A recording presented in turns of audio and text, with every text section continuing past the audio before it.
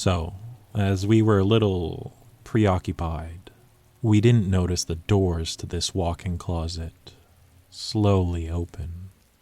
We especially did not notice the person holding a small garden spade.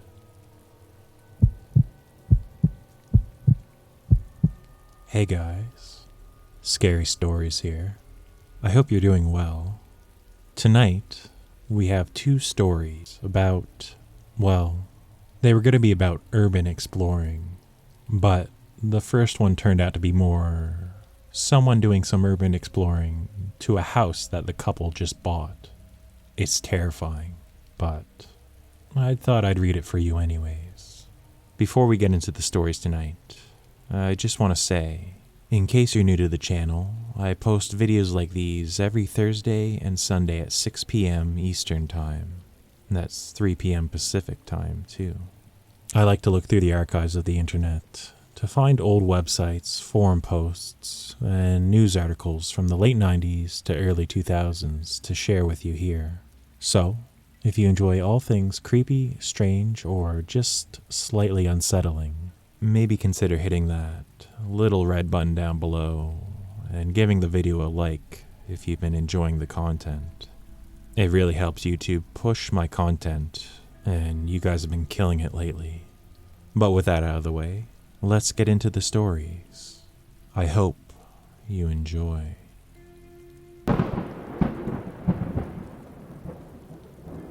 About 3 years ago, my parents purchased a bank foreclosed property.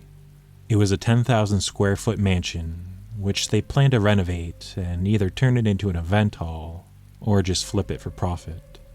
While construction was going on though, we needed somebody to stay at the house and watch over everything. So, me and my girlfriend moved in. While this was all going on, I like to tell her stories about how the mansion was actually a murder house, which was true, but only in the sense that the previous owner killed his wife somewhere else and then just took off. It sure creeped her out at night though, and that made me laugh at the time. Boyfriend of the year, ladies? Anyways, we did quickly discover that while the house was foreclosed and abandoned, homeless people like to use the pool in the back, sneak in through the window to use the built-in microwave, turn on the AC, and use the toilets. For the most part, when we told them that we owned the property, they agreed to stop coming, except this one old man. The first time we met him, he knocked on the poolside door and a construction worker answered. The worker then, for some reason, pointed him to us. The homeless guy, who we'll call Dan, explained that he lived in the house and needed us all to get out. I explained to him that he didn't, and that I understood that homeless people came here while it was abandoned, but we weren't going to allow that anymore. No, he kept repeating. It's mine. You have to get out now. Well, I told him he had to leave, and he responded by defecating in his pants. Yeah, time to call the police, I thought. The cops knew him by name, took him out, and I was left to clean up the mess he made out by my door in the driveway. At the time, I had hoped that would be the end of it. 2 weeks later, we returned from a day trip to Six Flags, and Dan is pounding at the door. He was screaming that his medicine was inside. My girlfriend and I stayed in the car while she called the police again. We were so focused on the call that neither of us noticed the wrench in his hand. One of the construction workers must have left it laying around. That's when he notices us and starts to come at the car. Like I said, I saw the wrench, so I gun the ignition, put her in reverse, and back up as quickly as I can, all the while Dan chasing after us. We didn't want anything to do with him, so we left and came back with some cops. Dan was gone, but the glass part of a rather expensive new door we ordered was smashed. I just groaned and dealt with it. I figured this was probably the best outcome, as he could have smashed my head instead. The cops said that they would send a patrol car up our street every so often, as it was so close to the station anyways. But There's not really much else they could do for us. Fair enough, I guess, and the officers left. We go inside and are laying there in bed talking before we go to sleep. Talking soon turns to, other things, and pretty soon we're kissing and taking our minds off the events of the day. The bedroom is set up so that there's a huge walk-in closet that connects to a bathroom. It's separated by French doors made of glass.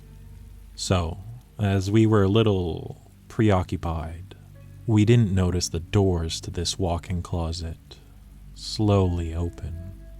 We especially did not notice the person holding a small garden spade. If not for me needing to hit the light to get something from inside the nightstand, we might have never heard someone drop the metal spade on the floor and go running out the door. We slipped on our clothes and ran outside the bedroom to see someone basically rip the lock out of the front door and kick it open to get outside. They took off like an animal, not even making a sound when they ran. We called the cops again, who at this point seemed slightly tired of coming out to our house, and then we checked around the house with an aluminum baseball bat in hand. Our guess was that he snuck into the house during the day with all the construction going on, and we simply didn't notice. And then he must have hid in the attic or something till all the workers left. They never did find him, and we moved out shortly after. We think that he still shows up here occasionally, as speakers have been removed from the walls, AC units stolen, and massive holes just show up in the walls sometimes. I'm just glad I don't live there anymore.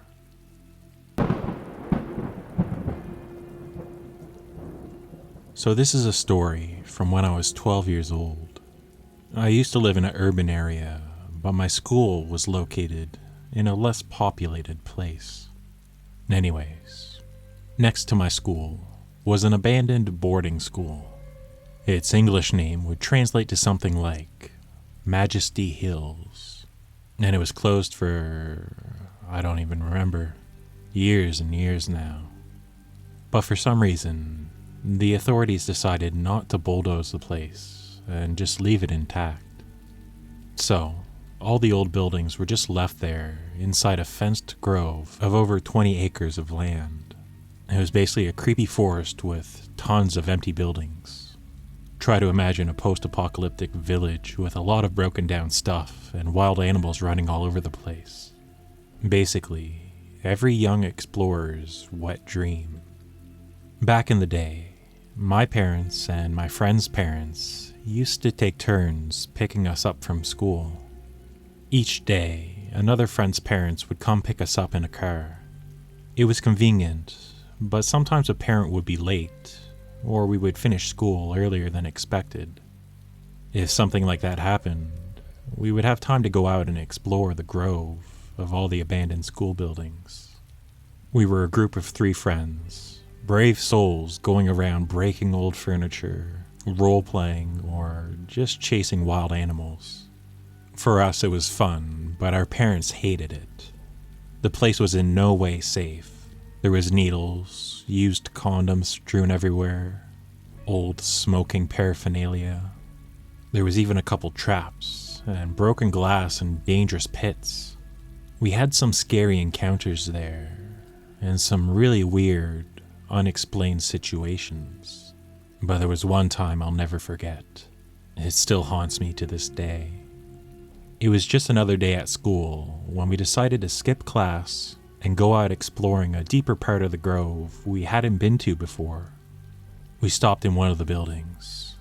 Nothing special compared to the other abandoned buildings we've been to, but we decided to check it out anyways. We got inside. The place was a long corridor with doors on each side. They were probably old classrooms or something. The entrance was right in the middle of the hallway, so we could go left or right. However, the right-hand side of the hallway was blocked by a strong metal plate welded shut to the sides of the walls. So, we went left. We started to check out the rooms. Like we thought, they were indeed old classrooms. However, every now and then, something was off. Like one room had the alphabet painted on the wall, but the correct letters of the alphabet was scratched off and painted over in red. Blood red, you might say. Another room's walls had a painting of an evil mermaid. She was making an inappropriate gesture, and she had a creepy grin on her face. There was other weird stuff here and there. We assumed it was just the work of some junkies or graffiti artists. But it was different from anything else we had ever seen in any of these buildings. We eventually came to a small room which had a lot of dishes and glasses piled up. Time to have some fun. We each grabbed a plate, wound up, and frisbeed them across the room to see who could throw the furthest, of course. And then we grabbed a couple more and just started throwing them on the ground. It's stupid, I know, but hey, we were 12. This is when things start to get weird. My friend picked up another plate and shattered it. And then I heard another shatter sound following this. It was faint, and it sounded like it was coming from a different part of the building. My heart stopped. "Did you hear that?" I asked. "Hear what?" my friend says. "I heard another sound coming from a different room." Apparently I was the only one that heard it. My friends thought I was joking, trying to scare them. But I knew what I heard. I was really creeped out. So I decided to check it out while my friends stayed in that room breaking stuff. I started walking down the hallway, glancing over my shoulder, checking out the empty classrooms as I went. I worked my way back to the entrance we came in from, back where that metal plate was that was welded against the walls. There was nothing. I didn't see anybody. Maybe it was nothing. But then I noticed something. I looked over at the metal plate. The bottom was curled up, or welded open, as if to make an opening for somebody to crawl under. I really don't remember seeing that earlier. With my last remaining bit of courage, I knelt down to look in. I saw the continuation of the hallway, and 2 feet. A person was standing right in front of the metal plate on the other side. I could only see his legs. He wore army boots. They were dirty and old, and he was standing right in front of me, facing me. My heart was racing at this point. I got up and quickly ran back to my friends. "We're getting out of here. Now," I said. They insisted that I was still joking with them, and told me that it wasn't funny. Now, I don't know if this has ever happened to you, but let me tell you, having such a frightening experience while your friends don't believe you, well, there's nothing worse than that. It took a few moments of me trying to convince them to escape the house with me before I started to tear up. Then, right before they were starting to believe me, we heard footsteps. Big footsteps coming down the hallway. Thankfully, the room we were in had a broken window that we could escape from. We got out of the building and walked around it to the main road where the entrance was. Then, we noticed another thing we didn't see before. Right outside the building was an old van. It was very rusty, and the wagon was filled with so many different tools. Cutters, hammers, etc. We realized that somebody was in that building with us, but before leaving, we had to make one last stupid move. My friend shouted, "Who's there?" No answer. "We know you're in there." Still no answer. Then my friend shouted, "We're calling the police." Then we heard a booming voice coming from inside. "Okay, I'm coming out for you." Whoever this person was, they had a powerful shout. He sounded like he was coming out to tear us to pieces. We ran away, obviously, and it was the last time we ever went exploring in those old buildings.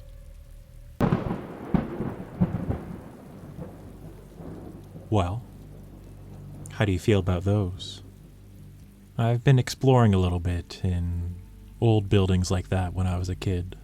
I don't think I would have been brave enough to shout at the guy when we got outside the building if we ran into that situation. but I think my friend might have been. Sounds like they bumped into somebody else who was exploring the building themselves.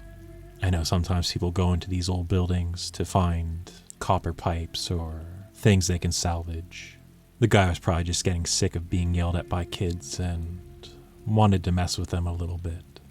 Anyways, if you made it all the way through the video, thank you very much. I appreciate you watching. It really does mean a lot to me. I hope you enjoyed the video. If you did, leave a like. If you didn't, leave a dislike. And I'll hopefully see you in the next one. And I hope you have a good night. Bye for now.